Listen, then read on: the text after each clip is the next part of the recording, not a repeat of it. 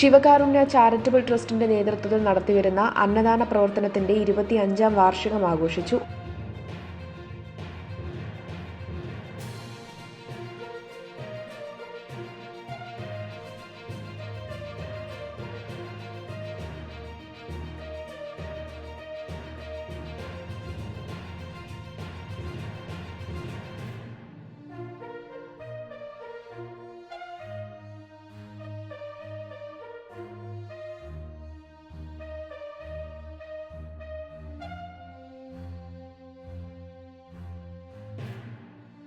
May 25 ഞായറാഴ്ച വൈകുന്നേരം 3 മണിക്ക് ആറ്റിങ്ങൽ മുനിസിപ്പൽ ലൈബ്രറി ഹാളിൽ വെച്ച് ചേർന്ന യോഗത്തിന്റെ ഉദ്ഘാടനം ശാന്തിഗിരി ആശ്രമം ഓർഗനൈസിംഗ് സെക്രട്ടറി സ്വാമി ഗുരുരത്നം ജ്ഞാനതപസി നിർവഹിച്ചു.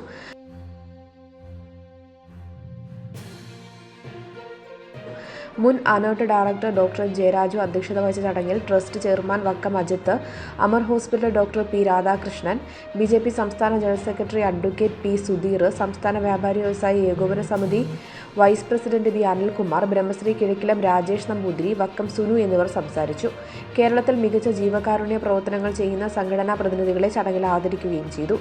മറ്റ് വിവിധ മേഖലകളിൽപ്പെട്ട വ്യക്തിത്വങ്ങളായ മികച്ച കായിക അധ്യാപകൻ Akhilesh VC, Abdul Nasar, doctor P Radhakrishnan, B Anilkumar, Brahmashri Ottu Purushothaman Namboothiri എന്നിവരെയും ആശാവർക്കർമാരെയും SSLC പരീക്ഷയിൽ A+ നേടിയ വിദ്യാർത്ഥികളെയും ചടങ്ങിൽ ആദരിച്ചു.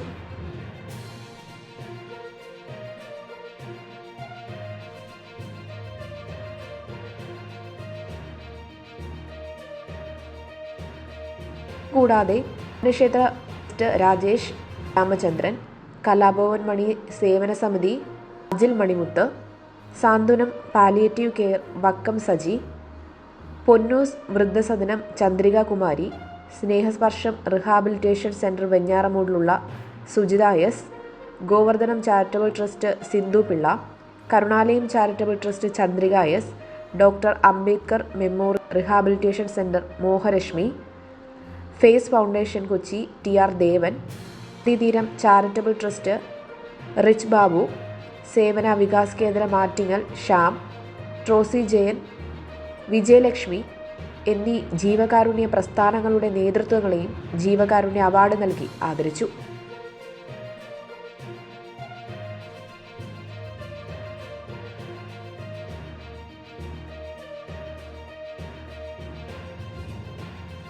News desk Vakkam media.